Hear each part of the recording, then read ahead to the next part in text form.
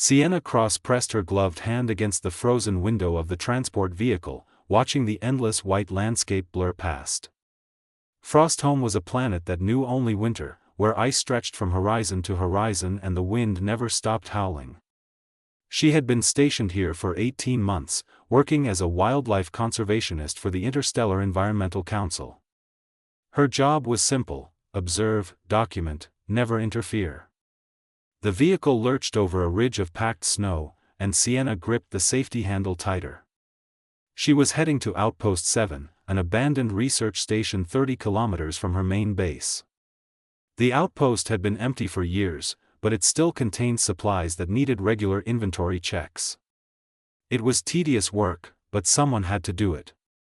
Through the speakers, her AI companion Echo chirped a warning. Storm front approaching from the northwest, Sienna. Wind speeds exceeding 120 kilometers per hour. Visibility will drop to near zero within the hour. Sienna checked the dashboard display. She was only 10 minutes from the outpost. We'll make it before the worst hits. I just need to grab the medical supplies and head back. Proceeding is not recommended, Echo replied in her calm, measured voice.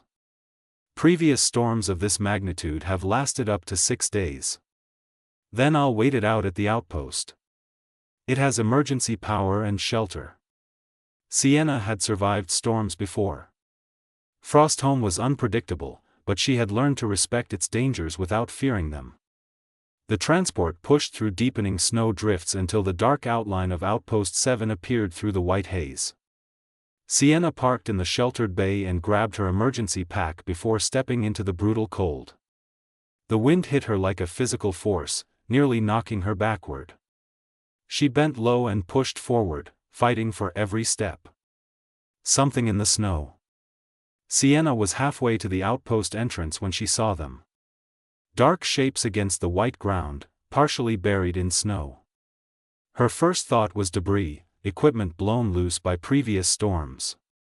But as she moved closer, her breath caught in her throat. They were creatures. Small, motionless, covered in scales that gleamed like polished ivory. Dragon hatchlings. Sienna had studied the dragons of Frostholm extensively. The Kelvari, they called themselves. An ancient species with a complex society, advanced technology, and strict territorial boundaries. Humans were allowed on Frostholm only because the Kelvari permitted it, and that permission came with ironclad rules: observe from a distance, never make contact, never interfere with their customs. She knelt beside the hatchlings, her heart pounding. They were so small, no bigger than rabbits. Their wings were folded tight against their bodies. Their eyes were closed. Through her thermal gloves, she could barely feel any warmth from their bodies. Echo, scan these life forms, she whispered into her helmet microphone. Scanning. Species, Kelvari dragon, juvenile stage. Age, approximately 3 to 5 days old. Body temperature, critically low. Heart rate, 8 beats per minute. Prognosis, death imminent without intervention. Sienna's mind raced. She knew why they were here. She had read the reports, studied the cultural documents. The Kelvari believed that white scales were a curse, a mark of dishonor. Albino hatchlings were taken from their nests and left in the frozen wastes to return to the ice, as their tradition demanded. It was their way. Their ancient custom. And it was killing these babies. The decision that changed everything. Sienna looked back toward her transport, then down at the dying hatchlings. Every rule she had been taught screamed at her to walk away. Non-interference was the foundation of interstellar conservation work. You documented, you observed, you reported. You never, ever changed the natural course of events. But these weren't natural events. This was deliberate abandonment. The wind howled louder, and snow began to fall harder. The storm was accelerating faster than predicted. In minutes, visibility would be gone completely. Echo, what are my options? Sienna asked. Option 1, proceed to outpost shelter and survive the storm. Option 2, attempt to save the hatchlings, violating 7 different protocols and risking diplomatic incident with the Kelvari. Option 3. I get it, Sienna interrupted. She stared at the small white bodies, watching the shallow rise and fall of their breathing. They were fighting to live. Despite everything, despite being abandoned and frozen and left to die, they were still fighting. She couldn't walk away. Sienna pulled the thermal emergency blanket from her pack and wrapped both hatchlings together as gently as possible. They were so light, so fragile. She tucked the bundle inside her coat, pressing them against her body heat, and ran for the outpost. The wind tried to tear her off her feet. Snow pelted her helmet like bullets. But Sienna kept moving, one step at a time, until she crashed through the outpost door and sealed it behind her. First night of life. The outpost was dark and cold, but it was shelter. Sienna activated the emergency power, and dim lights flickered on throughout the facility. She carried the hatchlings to the medical bay and unwrapped them on the examination table. They looked like sculptures carved from ice. Beautiful and still and silent. Echo, I need you to help me. What's the thermal tolerance for Kelvari physiology? Accessing database. Kelvari adults can withstand temperatures as low as -70 degrees Celsius. However, hatchlings require significantly warmer conditions for proper development. Recommended temperature, 15 to 20 degrees Celsius. Sienna adjusted the heating units, creating a warm zone around the table. She found medical blankets and built a nest, then placed both hatchlings inside. Their scales were translucent up close, revealing tiny veins beneath. Their claws were like needles. She placed a scanner against their chests. 2 heartbeats, faint but steady. Come on, Sienna whispered. You've made it this far. Don't give up now. Outside, the storm raged against the outpost walls. Inside, Sienna began the long work of saving 2 lives that the universe had decided weren't worth saving. She didn't know if they would survive the night. She didn't know what consequences would come from her choice. But she knew she had made the right decision. The hatchling scales caught the light, shimmering like stars. And for the first time since she arrived on this frozen planet, Sienna felt truly warm. 3 days passed before the hatchlings opened their eyes.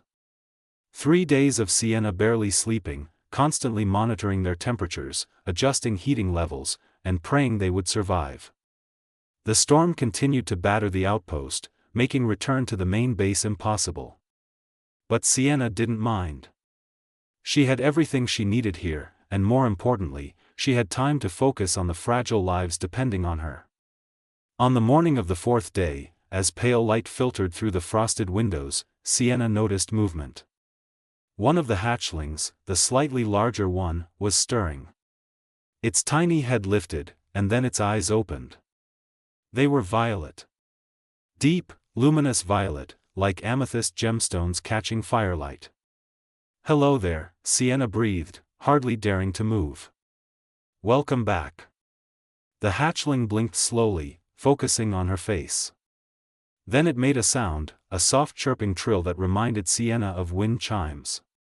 The second hatchling stirred at the noise, and moments later, its eyes opened too. These were lighter, more lavender than violet. Echo, they're awake, Sienna said, her voice shaking with relief and joy. Vital signs are stabilizing, Echo reported. Body temperatures have reached normal range. Heart rates are strong. Respiratory function is optimal. It appears your intervention was successful. Sienna laughed, and tears streamed down her cheeks. She had done it. Against all odds, she had saved them. Learning to live. Over the next week, as the storm finally cleared, Sienna discovered that caring for dragon hatchlings was nothing like the training simulations she had completed in conservation school. These creatures were complex, intelligent, and surprisingly communicative. She named them carefully, thoughtfully. The larger one with violet eyes became Frost, for the ice that had nearly claimed him. The smaller one with lavender eyes became Dawn, because she represented a new beginning. Feeding them proved to be the first challenge. Sienna had no idea what newborn Calvari ate. The database had limited information about dragon child rearing since the Calvari guarded such knowledge closely. She tried protein supplements from the medical supplies. Frost sniffed it and turned away. Dawn wouldn't even look at it. They need something else, Sienna muttered, pacing the medical bay. Something natural. Something they would eat in the wild. The Calvari are apex predators, Echo offered. Adult dragons primarily consume large ice mammals. However, hatchlings may require easier to digest proteins. Sienna thought for a moment, then went to the storage freezer. The outpost kept emergency rations of freeze-dried meat for human consumption. She rehydrated a portion and cut it into tiny pieces, then mashed it until it was soft. When she offered it to Frost, the hatchling's nostrils flared. His forked tongue flickered out, tasting the air. Then he opened his small jaws and accepted the food eagerly. Dawn followed suit moments later, chirping happily as she ate. "There we go," Sienna said, smiling. "I guess dragon babies like meat, just like their parents." Growing bonds. The hatchlings grew rapidly. By the second week, they had doubled in size. By the third week, they could walk steadily on their 4 legs, their movements becoming more coordinated each day. Their wings, once folded and delicate, began to stretch and strengthen. Sienna spent hours with them, observing, documenting, and simply being present. She noticed how different their personalities were.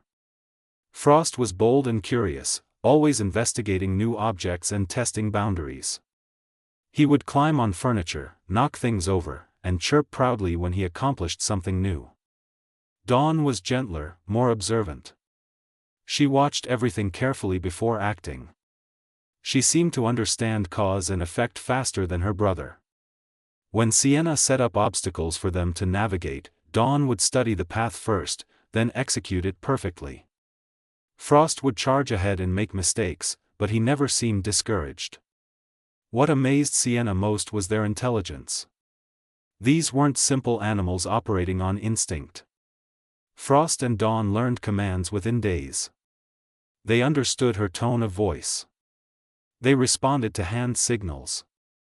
They even began to understand the concept of time, getting excited when they knew feeding time was approaching.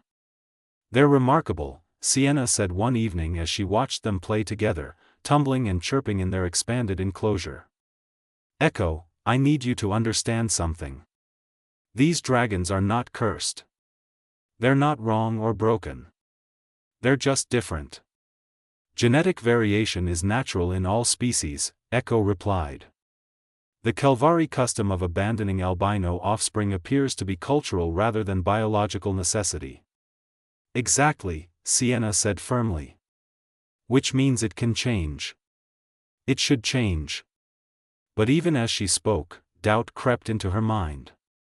The storm had finally passed, and she needed to return to the main base soon. She couldn't hide Frost and Dawn forever. Eventually, someone would discover them. And then what? The secret sanctuary. When Sienna finally returned to her main research station, she brought Frost and Dawn with her, hidden in a specially modified transport container. The base was larger than the outpost, with multiple lab facilities and living quarters. Most importantly, it had a biodome. The biodome had been built years ago for agricultural experiments that never succeeded. Now it sat mostly unused, filled with dead earth plants and broken equipment. It was perfect. Sienna spent 3 days preparing the space. She cleared out the debris, set up heating lamps to maintain proper temperature, and created hiding spots using old crates and fabric. She installed camera monitors so she could watch the dragons even when she wasn't physically present. She made it as comfortable as possible. On the 4th night, she snuck Frost and Dawn into the biodome for the first time. Their reaction was immediate and joyful. Frost spread his wings, which now spanned nearly 2 meters, and attempted his first real flight. He managed to get airborne for about 5 seconds before crash-landing in a pile of old soil bags. He chirped indignantly, shook himself off, and immediately tried again. Dawn was more cautious, practicing wing movements on the ground first, studying her brother's attempts. When she finally launched herself into the air, her flight was smoother, more controlled. She glided in a gentle circle before landing gracefully near Sienna. "You're naturals," Sienna whispered, watching them with pride. Over the following weeks, this became their routine. During the day, Sienna performed her regular conservation duties, checking on local wildlife populations and filing reports. At night, after the other researchers had gone to sleep, she would slip into the biodome with Frost and Dawn. The dragons thrived in the larger space. They practiced flying for hours, their white scales gleaming under the artificial lights. They played elaborate games of chase. They even began attempting what Sienna recognized as hunting behaviors, stalking and pouncing on maintenance robots. But more than physical growth, Sienna witnessed emotional development. The dragons showed affection, pressing their snouts against her hands. They showed excitement when she arrived, racing to greet her. They showed concern when she seemed upset, making soft, comforting sounds. One night, Sienna sat in the biodome with both dragons curled beside her, their breathing slow and steady. She stroked Frost's scales, marveling at how warm they were now compared to that first frozen day. "I don't know how much longer I can keep you hidden," she admitted quietly. "You're getting too big. Too noticeable. Someone's going to find out." Frost opened one violet eye and looked at her. Dawn shifted closer, resting her head on Sienna's lap. "But I promise you this," Sienna continued, her voice firm with determination. "Whatever happens, I won't let anyone hurt you. You deserve to live. You deserve to fly free. And somehow, I'm going to make sure that happens." The dragons didn't understand her words, but they understood her intent. They purred, a deep rumbling sound that vibrated through Sienna's chest, and for that moment, everything felt right. Outside the biodome, snow began to fall again, soft and endless. But inside, 3 unlikely companions had found warmth in each other, and that warmth was worth fighting for. Everything changed on a cold morning in the 5th month. Sienna was in her quarters, reviewing footage from the biodome cameras, when her door chimed urgently. Before she could respond, it slid open, and Captain Reeves stood in the doorway, his expression stern. "Cross, we need to talk," he said, his voice carrying the weight of authority. Behind him stood 2 security officers. Sienna's heart dropped into her stomach. She carefully closed her data pad, trying to keep her hands from shaking. "Of course, Captain. What's this about? You've been accessing the biodome at unauthorized hours. Multiple times per week for the past 3 months." Reeves stepped into her quarters, his eyes scanning the space. "You've also been ordering triple food rations and medical supplies well beyond your assigned needs. Care to explain?" Sienna stood slowly, her mind racing through possible explanations, possible lies. But as she looked at Reeves's face, she realized the truth was already catching up to her. There was no point in running from it anymore. "I need you to come with me," she said quietly. "What I've been doing, I can show you better than I can explain." Reeves's expression shifted slightly, curiosity mixing with his suspicion. "Lead the way." The walk to the biodome felt like marching toward execution. Sienna's hands trembled as she entered the access code. The door hissed open, and warm air rushed out to meet them. Inside, Frost and Dawn were practicing aerial maneuvers, swooping and diving through the open space. They had grown magnificent, each now the size of a small horse, their white scales gleaming like polished marble. Their wings created powerful downdrafts as they flew. When they noticed the visitors, both dragons landed immediately, positioning themselves protectively on either side of Sienna. Frost lowered his head and made a warning rumble deep in his chest. Dawn's violet eyes fixed on the intruders, assessing the threat. Captain Reeves stood frozen in the doorway, his mouth slightly open. The security officers behind him reached for their weapons. "Don't," Sienna said sharply, stepping forward with her arms raised. "They're not dangerous. They're just protecting me." "Those are Kelvari dragons," Reeves said slowly, finding his voice. "Albino Kelvari dragons. Cross, do you have any idea what you've done?" "I saved them," Sienna replied, her voice steady despite her fear. "I found them dying in a blizzard. I couldn't just leave them. You violated the non-interference protocol. You stole members of an intelligent species. You've been hiding them for months." Reeves stepped into the biodome carefully, keeping his distance from the dragons. "This isn't just a career-ending mistake, Cross. This is an interstellar incident." The confrontation. News of the dragon spread through the research station within hours. By the next day, emergency communications had been sent to both the Interstellar Environmental Council and the Kelvari leadership. Within a week, representatives from both groups arrived at the station. Sienna stood in the conference room, facing a panel of judges. On one side sat 3 human officials, including Director Hammond from the Environmental Council. On the other side sat 2 Kelvari dragons in their humanoid forms, representatives from the Elder Council. Between them sat a neutral arbiter from the Galactic Diplomatic Corps. The lead Kelvari representative was called Elder Thorian. Even in humanoid form, he was imposing, with silver hair and eyes that glowed like molten gold. When he spoke, his voice carried centuries of authority. "The human Sienna Cross stands accused of theft, cultural violation, and interference with Kelvari tradition," Thorian began. "She removed 2 marked hatchlings from their rightful place and has corrupted them with human contact. This is an offense against our people and our ways." Director Hammond nodded gravely. "Furthermore, she violated fundamental protocols that govern all conservation work. Her actions, however well-intentioned, could damage relationships between our species that took decades to build." Sienna felt the weight of their words, but she refused to look down.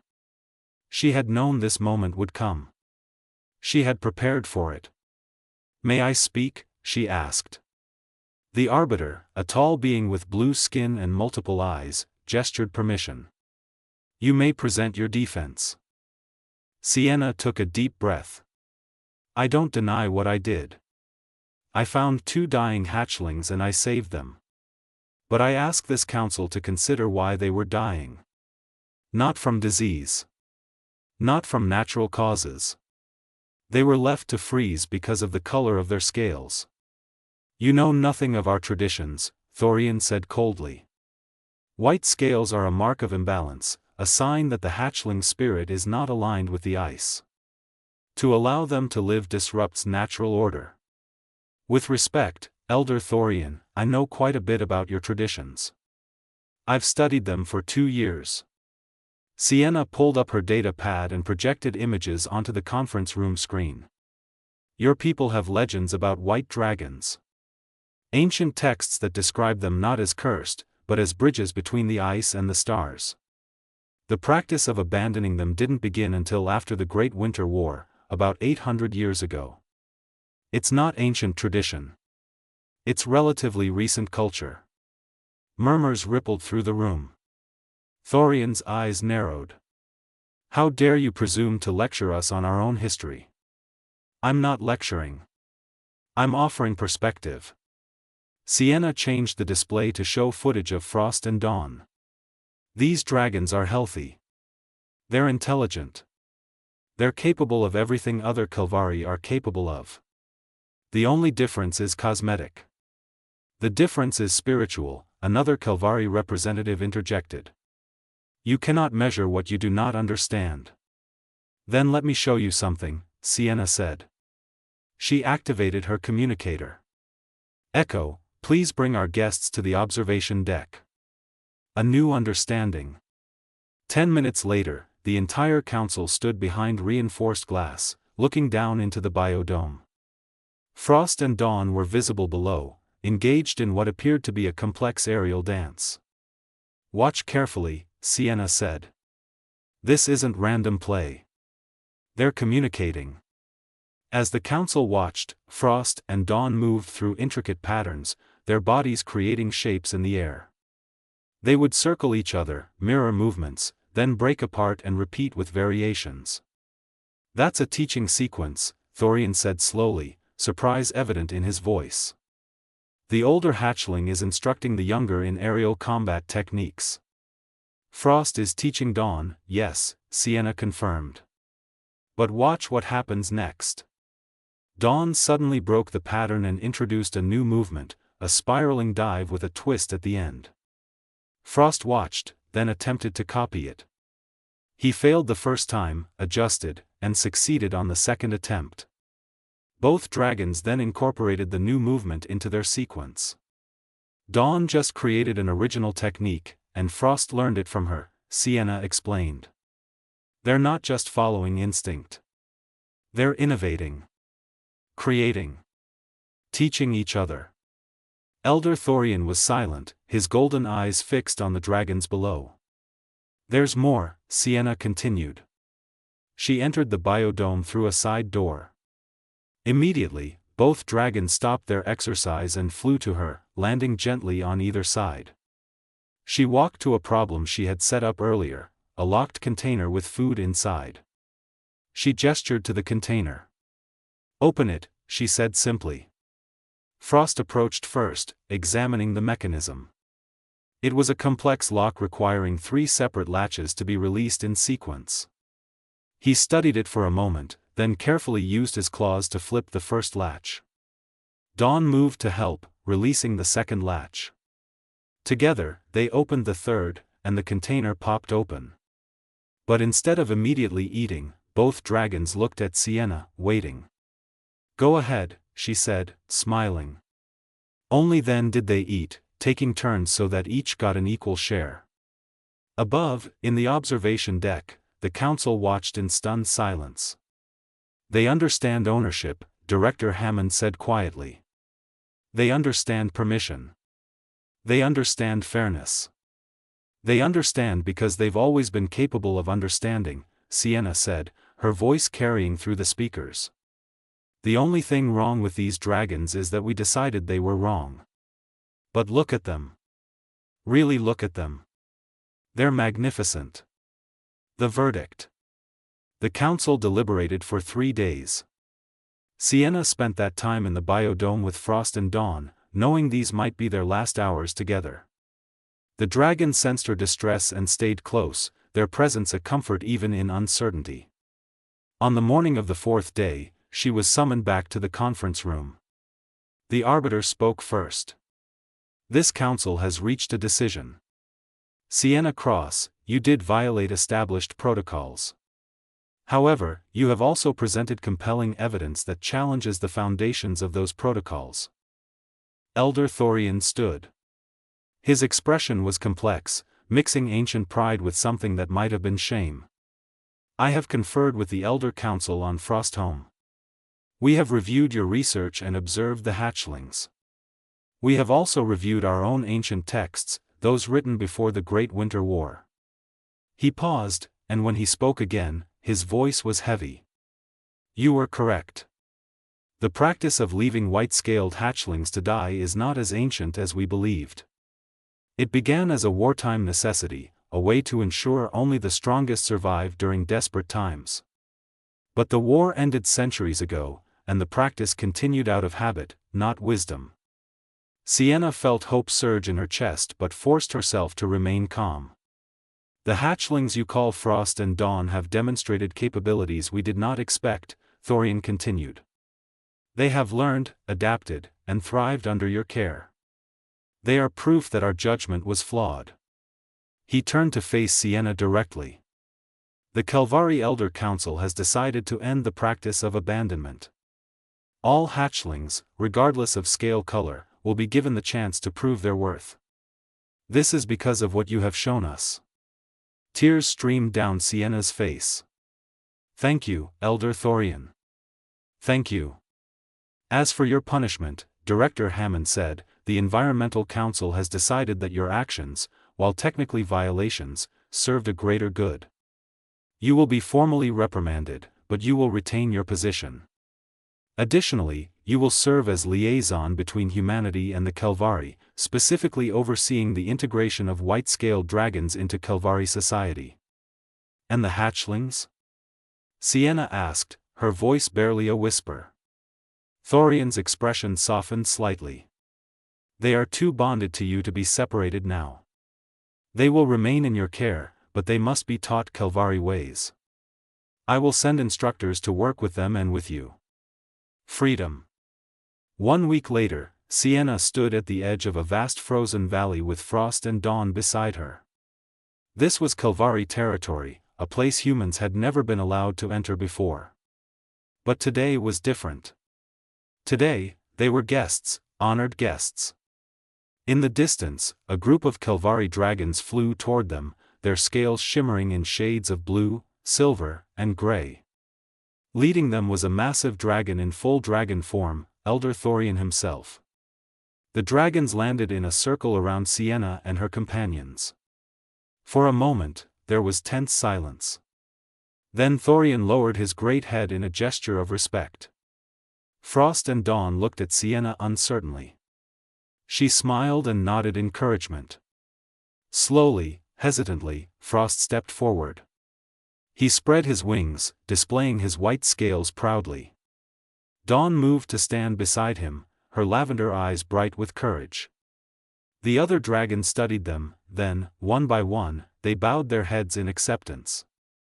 "Let it be known," Thorian's voice boomed across the valley, "that these hatchlings are Kelvari. Their scales may be white, but their spirits are strong. They are welcome among us. They are one of us." The gathered dragons raised their heads and sang, a harmonious sound that echoed off the ice walls and filled the sky. Frost and Dawn joined in, their voices blending with their people's song for the first time. Sienna watched, her heart so full it ached. She had saved 2 lives, and in doing so, had changed an entire culture. She had proven that sometimes the bravest thing you can do is care when others tell you not to. As the sun set over Frostholm, painting the ice in shades of pink and gold, 2 white dragons took flight with their kin. They soared and spun, free at last, accepted at last. And on the ground below, a human woman smiled, knowing that love and determination could overcome even the oldest prejudices. The storm had been merciless, but compassion had been stronger.